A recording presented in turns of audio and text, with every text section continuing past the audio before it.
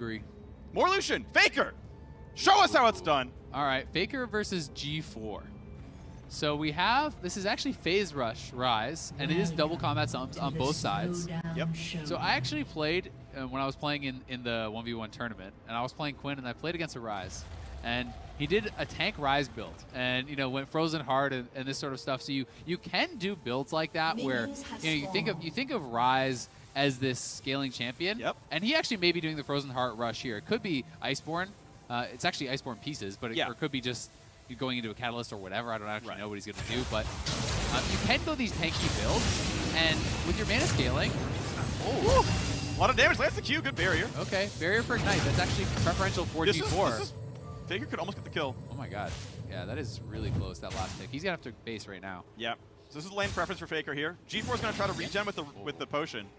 I mean, if you could get on top of him, you can kill him because you have the barrier, but I'm just not sure that you can close the gap. So this is pretty ballsy for G4 staying around here. It does get tagged, and now Faker has a pretty big HP advantage. This is just so risky. You're hoping that you can bounce the E to him and push him back. So that happened once. Yeah, if Faker ever dashes forward, you just slam barrier, you EWQ, and you're fine. Yeah, but he has very little damage. This is an early game Rise with not a lot of AP, so you're not just going to one combo the guy. You have to be pretty careful here, but G4, is staying alive, is staying around. But as long as you trim the wave, G4 has more health because of barrier. So I think Faker actually loses almost every all-in. As long as you can get Q, right? As long as the main you have to be able to get the Q through. 100%. Oh, this is too far forward! You made that a minions! Minions! No, that's the last range. He's okay. 8 HP. 8 HP. Not even close. That was not worth it. He walked past anyway, which is the reason you were going to win the fight. Yeah. If you look had minions, you're never going to win that fight against Faker. Yeah, that was very, very close to being first kill there for Faker. Pretty dicey for G4. He does survive, so let's see where he's going to go now. So it looks like he's towards the Lost Chapter. So just wanted the armor, the CDR, mana, kind of building an efficient item with that initial Glacial Shroud. Faker going to take away the HP pack and head on back to base. But you can do these kind of turtley builds where you would think, okay, well, why would you go Rise? That sounds terrible. But because the experience in the gold is so escalated, is so sped up, you actually are getting to a pretty strong point, right? This is not just going to be a level 1 Rise going up against Doran's Blade Lucian. You're going to hit high levels. You're going to have level 11 by the time the Ring of Fire spawns, and a full completed item plus some. So yeah, you do like Glacial Lutens, for example. Like the items right there, like go into Lost Chapter. It's like that could be your build. You're obviously not going Roa or Tier. I think those items are always wrong. Too long to stack up. Yeah, absolutely. But Lutens is fine. Yeah, that could be your build. I think that would be a totally reasonable choice. And some of these strategies are pretty tough. You would say, okay, well, can't you punish the guy early? But Rise Wave Clear is very powerful, especially with all of the mana that he actually has from a build like this. Lost Chapter proccing every level, you're getting so much experience, and the Glacial Shroud, flat mana. You should be able to Wave Clear pretty much infinitely. So I don't think your turret really is under threat unless you're taking horrible trades and getting pushed back to base, which shouldn't really happen. Faker's hitting the brush though, trying to get out of bounds range. Goes, this could be a decent trade here. He doesn't go for culling. To be fair, G4 could have pretty easily walked away perpendicularly and wouldn't have taken too much damage. There's the culling now that Phase Rush is down, and that's really good aim. Again, forcing barrier out. Back to base again. And Faker actually does create a lot of an experience advantage here, right? He was already level 7. He's closing on level 8. He may get level 8 on this wave, or not quite. He needs one more minion for level 8. But we still have level 6 here on his opponent, so very far ahead in experience. G4 should hit 7 here, and it will close the gap somewhat, but if you can be a level up, especially when you have a combat ultimate, if you can be level 11 versus 10 or something like that in a final fight, that could be very, very impactful. Both these champions care about level 11. For Faker, obviously it's more culling damage. For G4, it's the damage amp of the E is based on R rank. Obviously you don't care about the teleport that much, but there's a damage passive on it, so you do care in this case. Is he going back to Frozen Heart, you think? Or are we going to see another Tabby's Vice? So yeah, he's going back to Frozen Heart. So this is actually what I played against. Okay, so it's Frozen Heart Chapter. Yeah, this is actually, the same kind of thing. Because you can essentially get what is a very efficient anti-marksman build.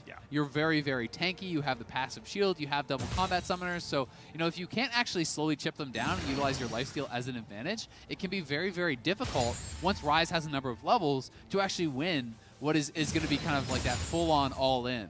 We'll see if Faker can find a way to really outplay it, but it's tough when you have that Empowered Rune Prison guaranteeing a couple rounds of those spells. And as we all know, as Rise gets more and more levels, because he's getting a lot of damage from his mana pool. Yep. You don't necessarily need to have a tremendous amount of AP to put out a lot of damage. Nope. The mana ratios are good by themselves. Yeah. Obviously, it multiplies the AP that you bought as well, though it's not a whole lot right now.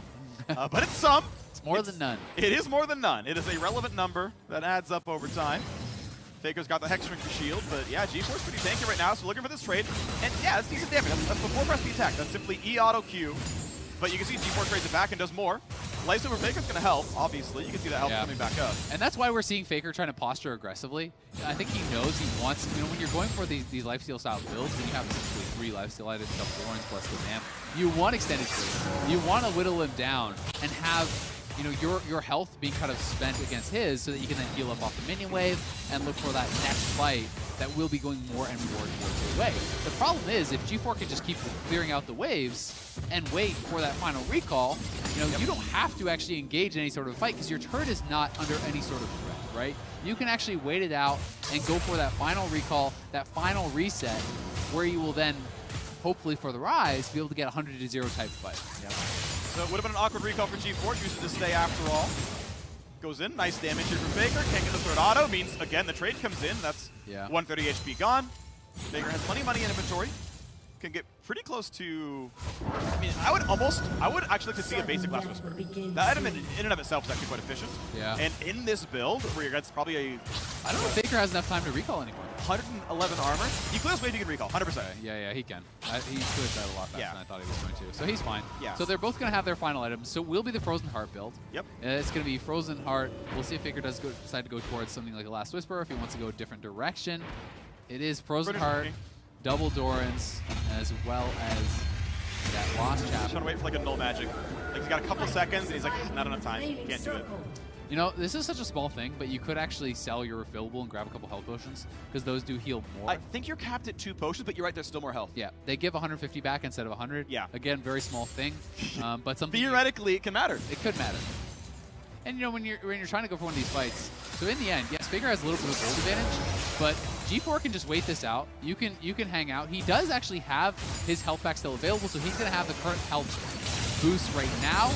And that Ring of Fire is closing, so Faker is going to have a tough time cutting it out. Kick slow, but the wave is already gone, so the minions are helping on G4's side now as well. Good trade, though. G4's in 2/3, taking 4 good damage, and he's not going to culling until the minion wave is gone. He's letting him confuse, and now as the Ignites are on, looking for the culling. Really good sidestepping through the barrier, dodges the Q. Faker, perfect mechanics in that fight. Yeah, Faker pulls it off. Why did G4 go for it early, though? The Ring of Fire is almost there. We keep seeing people wait the whole time for the Ring of Fire to spawn. Yeah. Why not just wait the extra 20 seconds when Faker's pinned in with you? Yep. Instead, G4 took the all-in. Faker got it at the perfect time, had the Blade of Rune King, gets the active off, dodges out a lot of those Rise skill shots, and connected with so much of that culling. He didn't even need to use the barrier to take down G4. Either time. Felt like he was constantly ahead. Well done to Faker. I always like seeing Faker I'm run. impressed. I like seeing Faker when he's not playing Zac mid. You know what I think? What? Faker might be better than me because I lost to the Frozen Heart Rise. You know what? That's fair. I think Faker might be better than me as well. I've never played against that matchup, but... Can't be proven. Axe, what's your move replay? Look at this one. Faker takes 1 Q. There's the E, sidesteps the 1. Yeah, and he had already dodged a Q earlier on. It dodges another Q with the dash. Faker just played this perfectly. Yep. He had the barrier still available, so really he won with quite a bit of a health advantage. G4 really, it seemed like he wanted to fight very heavily for the minion wave. He wanted to clear out those minions, to have the minion advantage, I think, to be able to make it so that Faker couldn't hide behind any of those cannons or anything for the Q block. Yeah. So he really traded aggressively for that, but Faker took that opportunity. As soon as G4 was spending spells on the minion wave, Faker was already on top of him, getting damage out on the Rise himself. And, you know, Faker just finding the opening as he's known for. I mean, he always makes it work. He always does make it work. Next match.